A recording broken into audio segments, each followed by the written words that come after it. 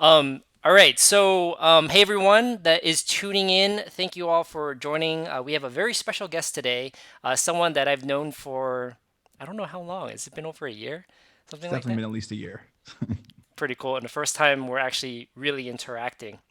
But Richard Waithe, want to thank you so much for coming on here. But the very first thing I want to say before we start anything is that I'm pretty sure I'm speaking on behalf of everyone in pharmacy. Thank you for taking the initiative to do these kind of virtual rotations because I saw your Twitter posts. I have it pulled up because I was just like, wow, this is amazing. But on March 12th, you posted, amidst this pandemic, that you wanted to help out in any way you can. And so I think I speak on behalf of a lot of folks in pharmacy that thanks for taking the initiative to do that. And thanks for being here and speaking with us today. But for those who are on the live stream, just a quick thing about format. I do have a list of questions that hope to ask Richard that will hopefully shed some light to either students, APPE coordinators, schools of pharmacy about virtual rotations. And then, second, because this is a live stream, we're going to take some questions from whoever is in the live stream and see where that goes. But all right, let's jump in and start. I'm always very curious about the background of individuals, especially for those who may be seeing you for the first time. If you could, for maybe just a minute or 2 minutes, share just a little bit about your background. Yes. So first of all, before I jump into this, thank you so much for having me. I really do appreciate it, and looking forward to the conversation here today. So just a little bit of background. My name is Richard Waithe. I'm from Miami, Florida. I was raised here. I can't say born and raised because I was born in New Jersey, but I moved to Miami when I was one. But raised in Miami, pretty much knew this my whole life. I went to pharmacy school at University of Florida. It's the only time I left Miami for a couple of years Go at the Gators. Orlando campus. Yeah, and that's really where a lot of my leadership and a lot of my career obviously really started in pharmacy school. I was actually an intern with Target Pharmacy at the time, coming out of my P1 year, and throughout school, I was heavily involved on campus. And then I was an intern for this company that was creating medication education videos, and I did that for a couple years, and went into community pharmacy practice. Got really passionate about patient engagement, MTM, and I worked at Target. I was with them when they converted over to CVS, and then I finalized my last employer before Buka Health was with Publix. During that time, though, I was really building my brand. I was really writing. I started writing articles. I started a podcast called RX Radio. Really got heavy and deep into digital media production, and just seeing how technology, media production, and all that kind of fused with patient education, pharmacy, and healthcare. And then about 2 years ago, I was fortunate enough for that startup that I was working for when I was an intern in school, reached back out and asked me to come back and run the company's operations as president of VUCA Health. So that's my current role now. Our company creates medication education videos, and we license these videos out to health systems, pharmacies, specialty pharmacies, and the like. So that's just a quick high level overview about myself. Okay, thanks for sharing that. It is very cool. I know a lot of our classmates because we went to school at the same college of pharmacy, know of you, and they talk about you, and they're like, "Oh, we see Richard everywhere." It's pretty cool what you have done for yourself and the brand that you've built. Certainly has made an impact. So it's really cool to see that. All right, so let's jump into it. But I'm very curious before I really get into the heat of things. I always like to know why. So, in terms of these virtual rotations and your Twitter post back on March 12th, um, can you talk a little bit about, what were the events that led up to that? Like, why did you post it? Obviously, we have a pandemic that's going on, but what were some of the things that went through your mind that led up to that Twitter post? Yeah, so about a year ago, maybe when I first got to VUCA Health about 2 years ago, I always knew that okay, we I want to get more students involved with the company and give them some exposure to digital health, what we do, and I work from home. I'm right now technically this is my quote unquote office. So realizing that, and I also started to see working from home that there's a lot of different companies out there that most of what they do is working from home is virtual, and especially as you start to move away from obviously direct to patient care. But even nowadays, even with some companies, direct patient care is happening when providers are at home. So I knew I wanted to get students involved, and so I did already about a year ago start partnering with a couple schools down here in South Florida to start a virtual rotation. So it was something. Virtual rotation was already something on my mind that I knew I wanted to do. Obviously, being in Miami, though, with the two schools, we were still able to meet in person and things like that. But the majority of the rotation was going to be virtual. And then, obviously, with the pandemic happening, I just started to think about, man, if I was in school and I started seeing that hospitals were limiting visitors coming into just visitors to like visit inpatients and people that are admitted. And then I started wondering they're probably going to start cutting back like people that aren't really need to be in the hospital. They might start looking to minimize that sort of foot traffic in the hospital. And then I started thinking about rotations, and then I started seeing people talking about concerns about their rotations being canceled. And I'm just thinking to myself, if I'm a student, like it would be terrible if after all of this, due to a pandemic, I was not able to graduate Mm. because we weren't able to like take this rotation experience virtual. And I just like in my mind I was like, man, like I really hope that that's not like really going to happen. So let me just post on this and just say like, anyone has any issues, reach out. I would love to have you and make sure that you graduate on time. So the current priority is really to make sure that we were taking on students that were in jeopardy of graduating on time because a rotation that they needed to have was going to get canceled. And I posted on Twitter, posted on Facebook, most of my social media platforms. LinkedIn is where it really like it just really took off on LinkedIn. I think right now the last time I checked, and I'm still getting like increasing traffic for that one post.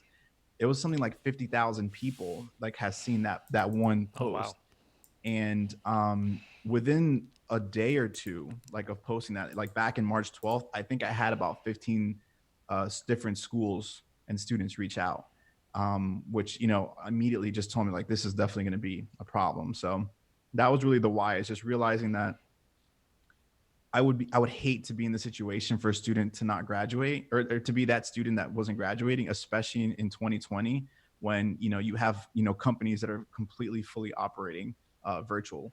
So that was really the why. That's why I posted that. Yeah, and obviously the need was huge given, the interactions that folks have had with it. So, pretty awesome. I'm curious. I didn't really get a good sense of it. Is virtual rotations is probably more of a new concept to a lot of the folks out there in the pharmacy space. Um, could you talk a little bit about how long you've been doing this, or like what's the capacity look like? Because it sounds like you've done this in the past a little bit. Yeah, so initially, we wanted to be a very normal site, which hopefully in the future this will go back to that, where we would only take one, maybe five Mm, students a month.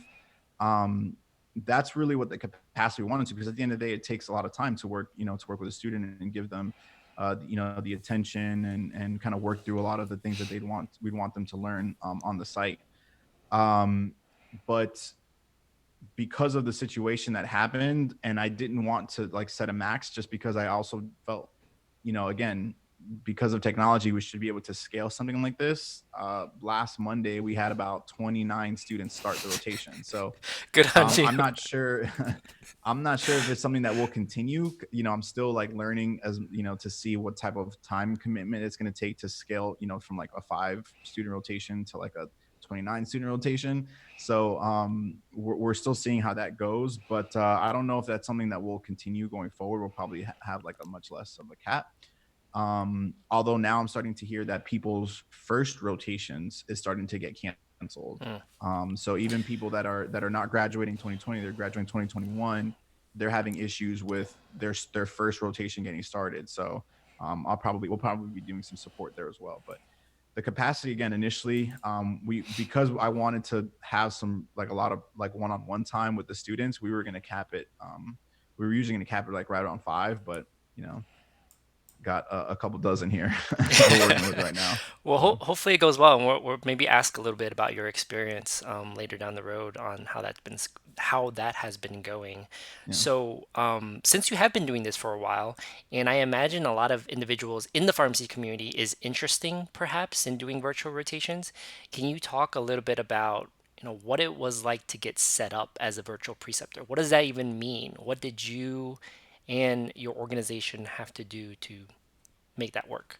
So initially, it was supposed to be this is supposed to be an elective rotation. Hmm. So one thing that I knew for sure was that, because ACP does have regulations around in-person requirements for like certain core, for certain core rotations. So we definitely knew that there was going to be we were not going to be able to be a core rotation. So one thing I knew off the bat was reaching out to some of the APP coordinators and saying, hey, we want to set up a virtual rotation. We can meet in person. It is optional if the student wants to come either because they're living in Miami or they want to move like come down here for a month. There is an opportunity for us to meet in person and have meetings one on one. But really, it was just for me, it was just outreach initially. So before the pandemic, I was reaching out to the schools and saying, hey, I'm really interested in setting up a rotation.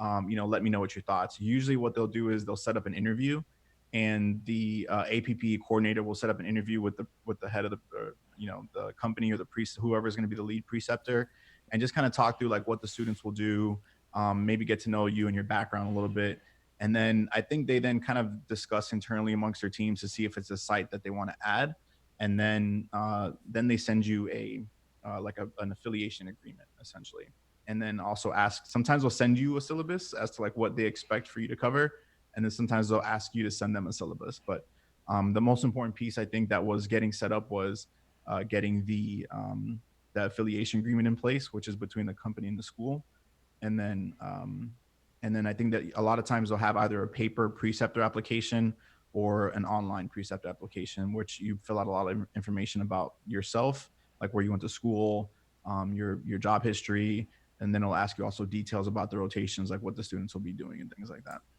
Okay. So it seems as though, if I could recap, a lot of it was based on you initially reaching out and then working through any questions that the coordinators would have, and you fill out any paperwork. I'm curious, how long would you say that process took before the pandemic, and how long has that process kind of taken now that we're in the pandemic? So I want to say it was a couple weeks with some of Wow. them, and there was Okay. definitely no sense of urgency, obviously, from when I first reached out to them to setting up an interview, just depending on schedules, and then the turnaround of that affiliation agreement. Getting set up with there's a couple different student management systems that are available, like Core, and like Farm Academic and those types of things. So that definitely takes a couple weeks. Uh, with the pandemic, everything almost changed in terms of now the students and the preceptors were reaching out to me, most likely because they saw that form. And then I mean, I think there was one or two schools that I think within the day that like I contacted them, like we were good to go. And I think the max was like 4 to 7 days that it took for a turnaround time to get our site set up. So, but there was definitely a sense of urgency, because these preceptors, like literally by the hour, were getting notifications that some of their students had to be displaced from the rotation. So I think because that sense of urgency really drove that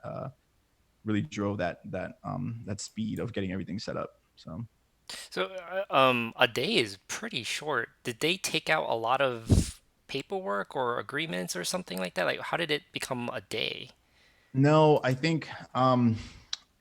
don't think all the paperwork has always been the same. Like I don't think I've done more or less paperwork for each school. It's pretty much all been the same.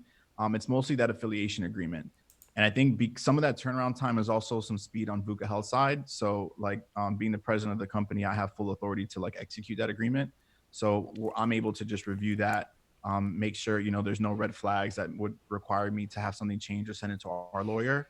And then, and most of it's all seemed pretty standard and straightforward, and then I would turn that document, like right back around to them. But if you're in a particular company that will require extensive review, and a lot of different people might have to approve on it, there might be some barriers, and that's not on the school side. That would be on the site's side. So that might be an issue. But for me, because of the position I'm in, I was able to get those things executed fairly quickly on our end. Okay, that's very helpful to know.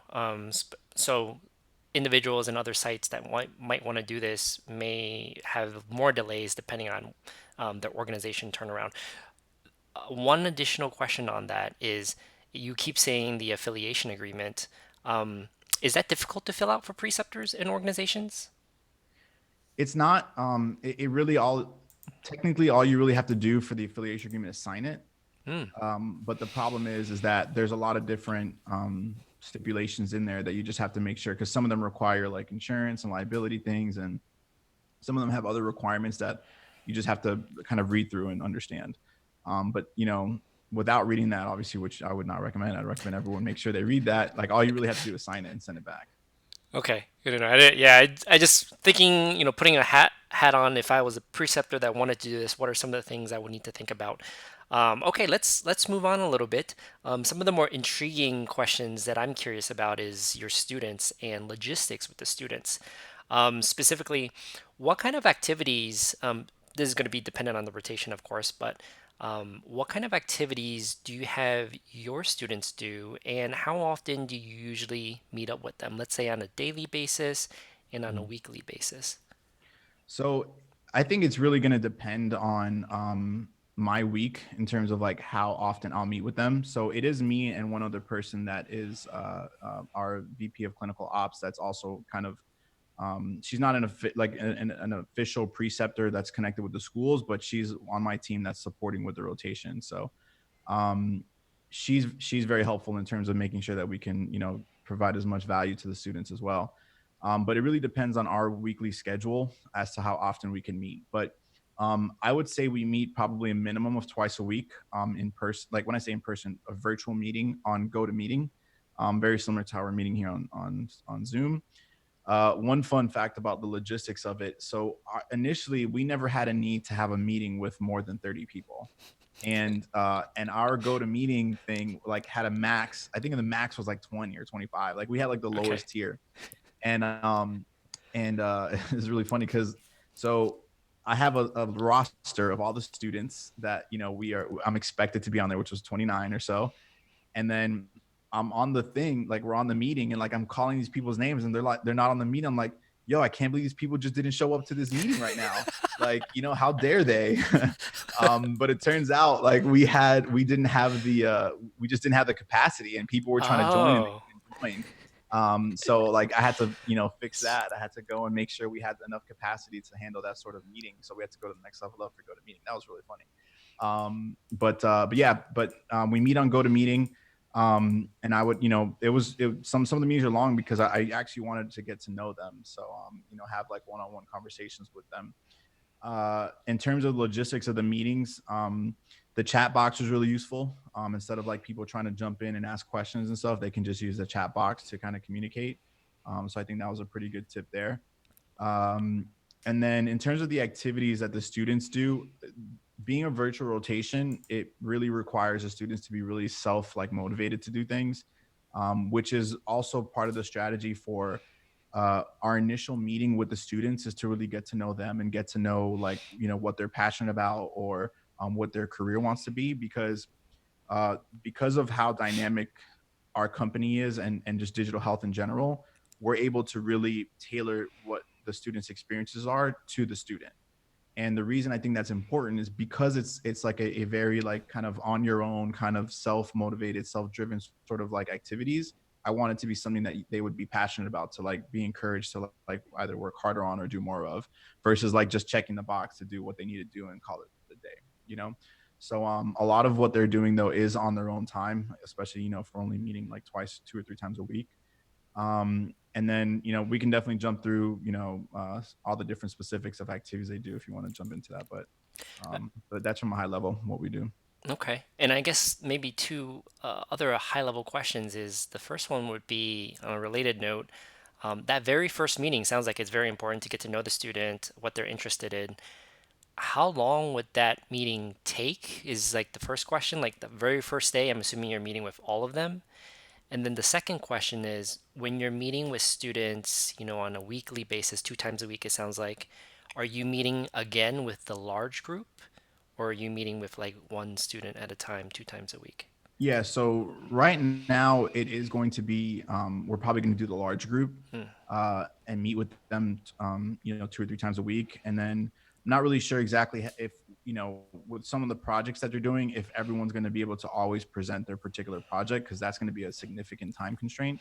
But that first meeting was about 2 hours long, which was, if you think about it, just a couple minutes each. We already let them know what the questions were ahead of time that we were going to ask each student. So, you just imagine just kind of going around the room, quote unquote, kind of just asking, what's their experience, what do they see their career in the next 5 to 10 years. So, it's actually pretty quick. But again, that took like around 2 hours, maybe a little bit less. And I think you'd asked about kind of what was the other question? I'm not sure if I answered both questions. I think you had two. It was like kind of the first question, but I think you did answer it. It was just like, how long did that first meeting go? Because I'm assuming 30 students, how much time can you actually get through all of it? And it sounds like 2 hours was like about the time for the first meeting. Yeah, it was about 2 hours. I think the other thing you asked about, I think I answered both of them, but it was around like the like when I do meet with them like every week, like is it all at Yeah. once? I do foresee some situations, and one of the things that I had particularly brought up to the students was, and I'll be meeting with them one on one for this. There's a I don't It's not a large percentage, but there's a good chunk of the students that don't have a job lined up because they wanted to get a residency or something just didn't work out. So I told them like, hey, look, if you don't have a job lined up, like send me an email. I didn't have them like announce it or anything. I said send me an email, and we'll connect one on one and I'll see if I can help. So though I will be having one on one conversations with the students that I think are having some trouble with getting a job lined up and things. So that's going to require some one-on-one time. But for the most part, the goal for us is going to be when we have like presentations and projects that everyone is like in one meeting, and because it's going to allow them to just everyone or is going to get to be able to see what everyone else is either going through, or it's going to allow us to really get out the messages that we want to get out, even though we probably didn't call on them to present a particular topic that day. Should do it like how we used to do it in UF, where you randomly call in a student. That's exactly what I'm doing. Oh, you are doing that. That was Yeah. terrible. So That was a terrible experience. yeah. So I'm literally using that model where, and I don't even know if a student will see this or not, but we didn't really tell them that this is what we're doing. But Oh, okay.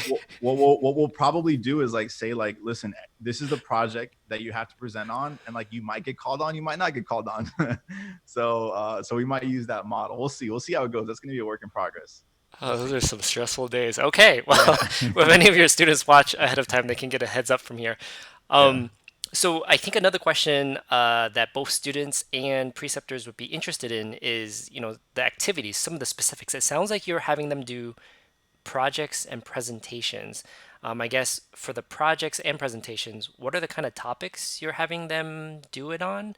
And yeah, let's just start there. What are the kind of Yeah. topics you're having them So on? there's core topics, and then there's topics specific to them, and we have them doing assignments.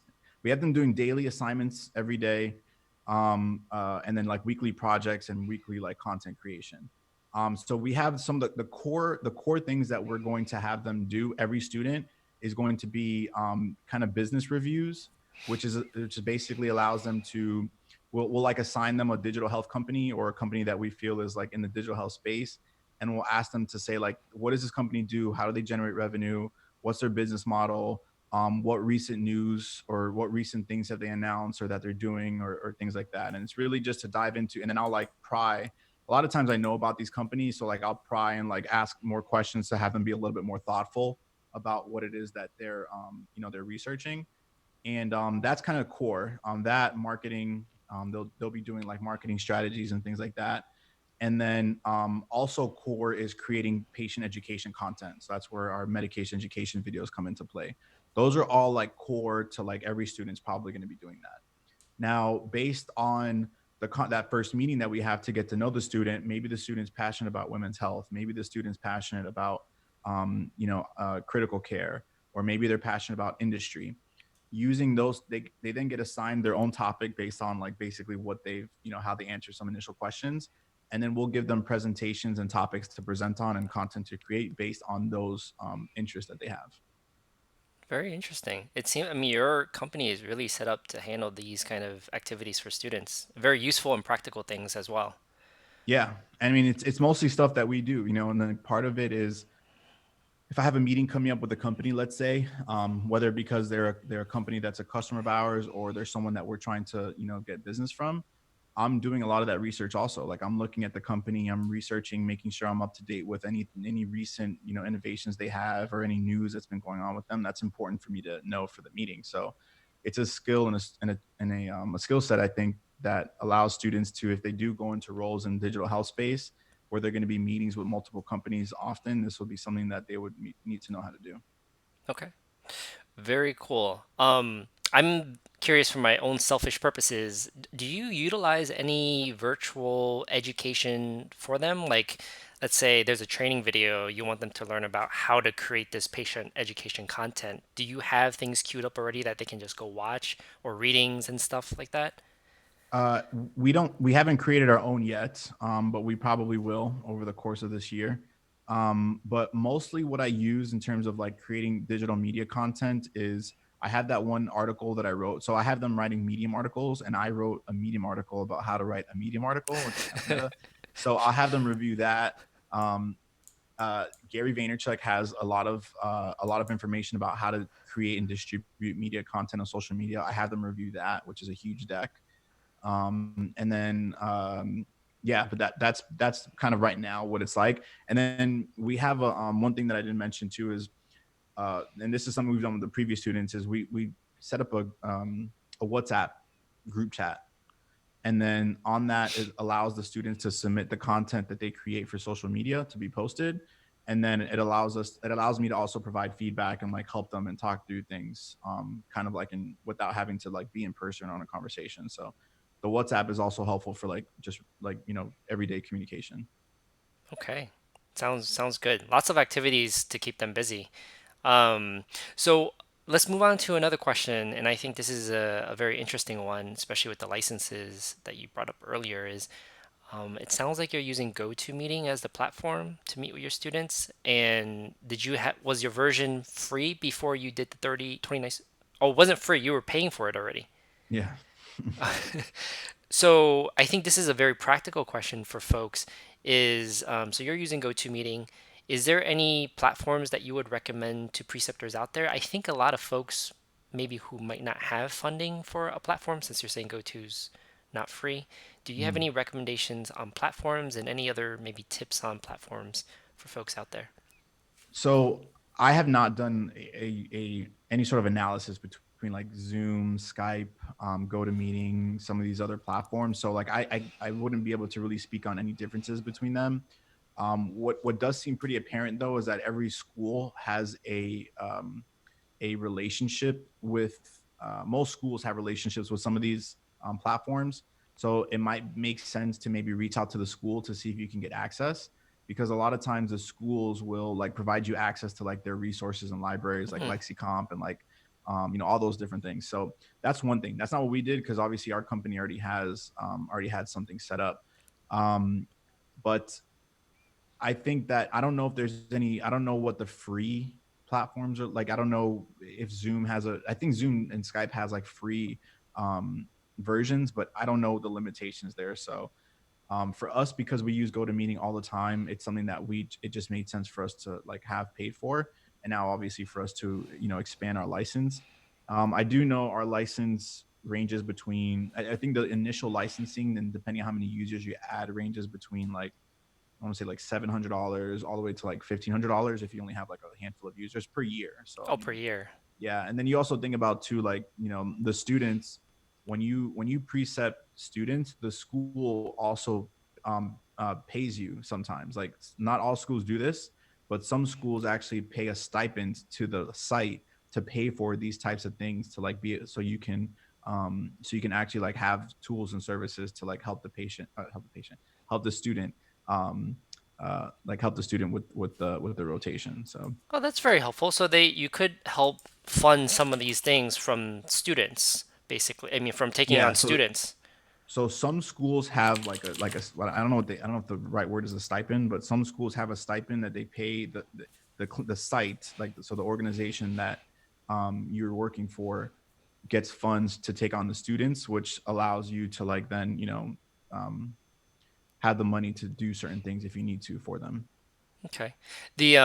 I'll just bring it up because I've been using it. I think the platform is a very practical question and topic to speak on. I use Zoom a lot. My current academic institution uses just switched to it. I know some folks in the federal government just switched to it because it's so easily integratable. So it is free. Zoom is actually free that anyone can use. It's easy to log into. Um, but once you surpass, I think it's two individuals, like three, let's say if we had three on a call, Accounts. yeah, Yeah. then the meeting will end after 40 minutes. Oh, like individuals in a meeting. Yeah, if we had a Zoom meeting like right now, I mean this is a Zoom meeting. It's Mhm. unlimited. We can speak for hours if we wanted to. But once we add one additional individual, then we're capped at 40 minutes where we have to end the meeting. But Interesting. it's free, right? It's pretty cool. Yeah. Capacity is 100, and then something that I think is very fascinating is one of my classes right now is on the pandemic. And obviously, there's a lot of interest in the pandemic and how we can address it.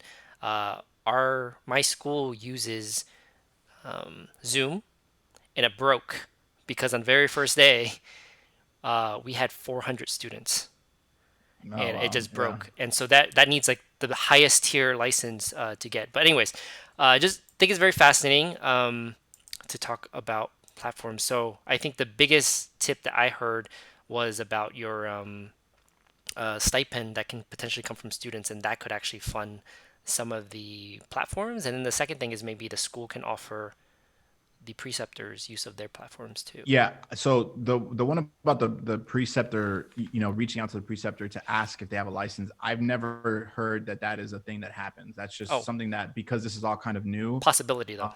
Yeah, I think it should be a possibility if these schools already are opening up their complete resource library that they're paying probably thousands of dollars for, probably tens of thousands of dollars for every year. They're offering it to their preceptors. I would assume that maybe they should have in place a way that their preceptors can also maybe get access to the online meeting platforms that the school uses as well. Yeah, and maybe that's another topic that we can explore in the future, just to make it easier for preceptors to get onboarded and help virtually precept students. Yeah. Okay. Um, I had another question about sharing precepting responsibilities. It sounds like you're already doing that with one other individual. Yeah, yeah. We have at least two people. We have a team of other people that the students will potentially meet with. I'm not sure if we'll do it at a scale of 30, but down the line, we'll have other people on the team that the students interact with. But from a preceptorship standpoint, it's mostly me and one other individual. And I guess going back to what you said earlier about 2 times a week, are you both sharing the 2 times a week, or are you each individually doing 2 times a week? So far, it's been a shared meeting. Shared meeting. Okay, cool. So I think a lot of that is the key content. Hopefully that will help some of the preceptors and stuff out there. Seems like everyone is so captivated with your conversation that they haven't asked any questions so far. So that's good. We're definitely going to share this video out so as many people can see it and give practical information to them.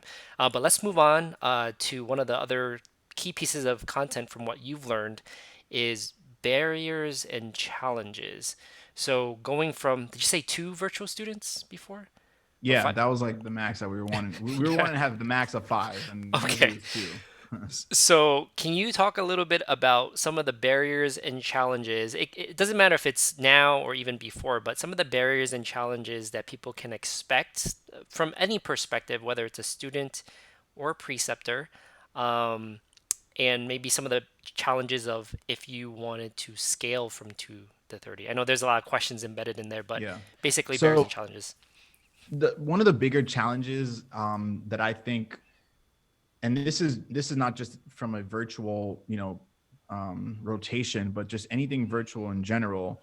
The difficult thing about having virtual interactions is that a lot of times you can't really feed off of someone else's energy to realize a response to something that you said or did. So a lot of times when I'm trying to ask to like give them an assignment, the students, or tell them about something or get feedback, there's no great feedback as if you would have it in person. And I think there's also might be some limitations for students to maybe not, speak up as they would virtually versus if they were right next to you or in front of you in person. So I think some of the like emotional sort of like interactions that kind of feed off of like either body language or facial expressions, things like that, like you can't really get a lot of that virtually, which I think is a barrier, and that's in everything. Whether that be patient care or business meetings or these rotations.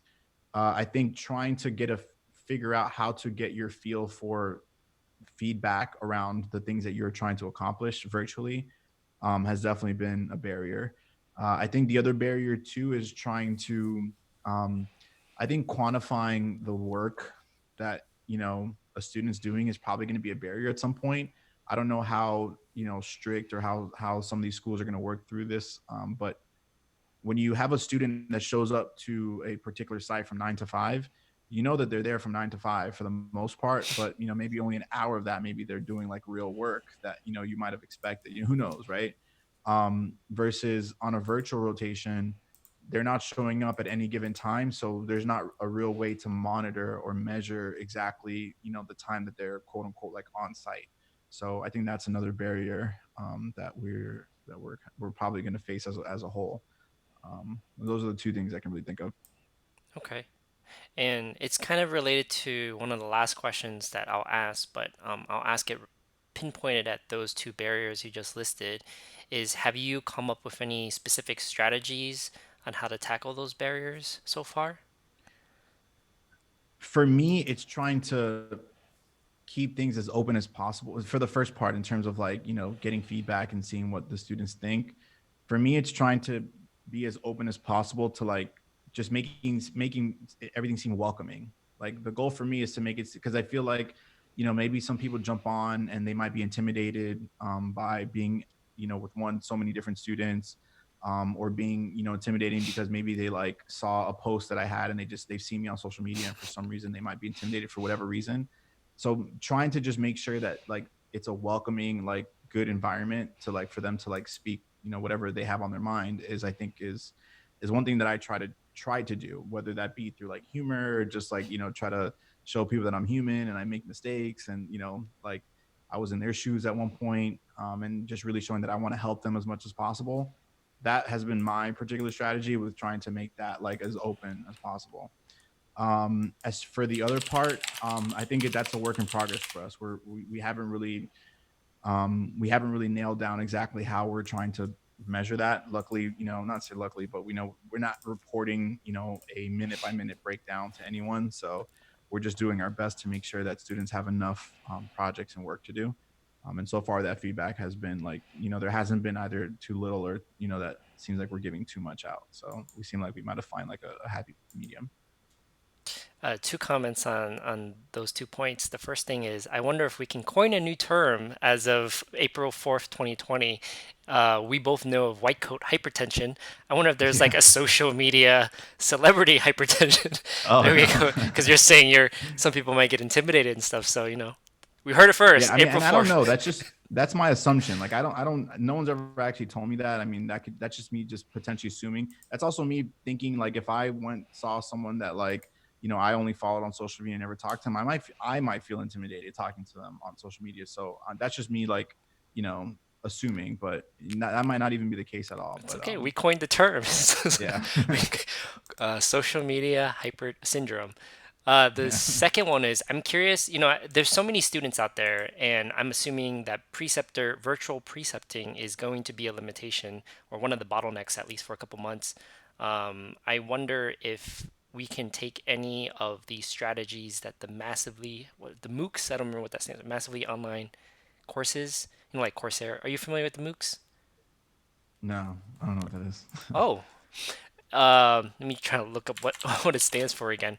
It's something that I started using a couple years ago. Massive open online courses, Oh, cool. and it's a great way to scale education. So a lot of the prestigious institutions would create online content, actually record lectures of their current classes, and then share it with everyone. But one of the difficulties in sharing with everyone is that how do you grade everyone's thing? So they crowdsource a lot of the assignments where if someone does an assignment, another peer in the class would grade it, and that's how you get that kind of thing to work, I guess. But there's a lot of downfalls with it. I won't go into it, but I wonder if one of the strategies we can use if this does ends up something that we need to scale is to look at some of the MOOCs and what they've Interesting. done. But okay, let's kind of almost wrap this up here. Is a question I usually ask everyone um, is what tips would you provide in general to anyone that is looking to start a virtual rotation if you're a preceptor or if you're a student looking for virtual rotations? Yeah, so I think that the resource, I mean, if this reaches them and they're going to hear this, I mean, I think an important thing is going to be to look at that resource that you guys are creating, which if you want to give a plug for that, that'd be great because I think that that resource is going to be really helpful for both students and preceptors. Whether if you're a student, I would just like however you guys post it, send that to your APPE coordinator. And then obviously, if you're an APP coordinator and you see this, use that particular resource because I think that's just the key to, helping your students with making sure that they can graduate on time. What I did was if a student reached out to me, I told them basically, hey, like the best thing you can do is have your APP coordinator reach out to me, and I would give them my email. So that was really all I did. If a student would reach out, just say, hey, have your APP coordinator reach out, and we'll try to get it scheduled. Okay. Yeah, maybe that's a good thing to comment. Is a selfish plug where we created a basically a Google form for APP for preceptors that are interested in doing virtual precepting to sign up. It feeds into this Google Excel document that we made public, and so any APPE coordinators out there that is able to, per their school, allow their students to go on virtual rotations can go on there and find the list of all the preceptors, and it's blown up actually in the last week. I think we have over like 30 or 40 individuals that signed up. Go on there Nice. and contact individuals for there. So we'll definitely share that, and I think that is great advice. Thanks for plugging us. Yeah. And then let me see. Is it live? Is it open right now, like for people, the public to see it? Yeah, actually, maybe let me try sharing my screen here. Actually, I don't know if this is gonna work out great. Let me go into the Google Forms and pull it up. And I'll post a link to the Google form for any of the preceptors that are interested in taking a look at it. But let me open this. Oh, I see that Tony down. Thanks, Tony, for helping us out there with that acronym. You put it in the How do chat, you me put it in too. chat? Yeah. Nice. Can you see the screen? Yes, I can. Okay, Cool, cool. perfect. So this link is public, and whenever someone signs up in the form, all their information will automatically populate here. So per your advice, actually, Richard, we pulled a lot of the information that we had a discussion about, where all you really need is the name of the individual. I did ask for consent that their information gets posted public, so this is a question to ask if they're okay with that. Names, description of the rotation, what type of rotation, max capacity to students, and then just any other comments. And since we're on this topic, I want to know from your perspective, do you think there's any other information that would be helpful to be collected on here from either the perspective of students that's looking at this, APPE coordinators, or virtual preceptors? Not that I can think of, honestly. I mean, there's really not much, I think else that's important. Maybe the location, like, might Oh, be helpful, like in terms of where the company is based out of or their site is. Because even though it's virtual, I mean, putting the location might, present opportunities to meet in person. that's not a bad idea. Okay. Yeah. It's the only thing I can think of. So I'll post a link to the form, which is I try to keep it short to make this as easy as possible in the description of the video. Let's stop sharing and go back here. So that was my last question. Is there anything that I might have missed that you might want to add or comment on before we wrap up the No, video? I I mean, the only thing is, I think is great that you're helping, get the word out on there about this. When I first posted um, that message on social media, it seemed like no one else was like kind of from a preceptor standpoint was talking about it. Luckily, I've started to see a lot more preceptors, start to even the core rotations kind of change how they're doing things, which is really great. And I think something like this is going to help make sure that we can get students to graduate on time, and just make sure that they're not severely impacted by the pandemic any more than what it's currently doing to the economy and to the world. So yeah, the only other thing I have on there is just like I think it's great what you're doing, and I'm gonna try to see how I can get the word out there about that resource as much as possible. Yeah, I mean, all I can say is like this is a team effort. Thanks for giving us the idea and starting it. So hopefully we can scale this. We get the word out there. We can see what we can do about core rotations. I know that's on a discussion topic that a lot of people are having, um, but we'll cross that bridge as we get to it. Uh, Looks like we have another question Yeah, before we wrap that up. Two questions from Mimi. So, Brian, it might be helpful to add the time frame they are accepting students if you haven't already. Oh, that's a good point about adding when they are accepting students. Okay. I think we can definitely add that in. The fact that you're both thinking about students means everything. We appreciate you. Thank you for setting this up. We'll be sharing this with my coordinator. Well, that's great. Yeah, I mean, this is definitely not thanks to me. Richard was pretty instrumental in influencing a lot of folks out there. He got the word to, let's look at that tweet again, 119 retweets on Twitter and 428 likes. And then you said it was like 50,000 on LinkedIn. yeah. It had like the views was 50,000 the last time I checked, like yesterday, I think. It was legit. It really went quite far. I've never had a post on LinkedIn go do that well. So like that's not like a normal thing for me. Like that's a lot of people. Yeah.